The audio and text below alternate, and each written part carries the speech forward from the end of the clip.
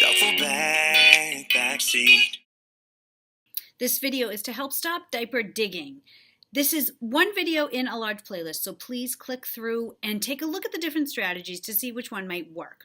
Now, for some kids that are doing a lot of smearing with fecal matter, you might want to try a full redirect into finger painting and do a lot of finger painting in the day. Finger painting can really alleviate the sensory side of this, if indeed there is a sensory component.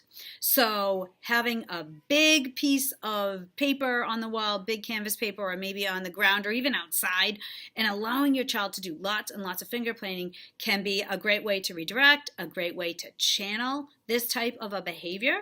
And also, it's just fun and colorful and creative. So this can be really, really neat. So if you haven't tried the finger paint trick, you could definitely give it a whirl. It's a very neat type of activity to do, and it just can be a lot of fun for families in general. In my mind, you're a drive real slow.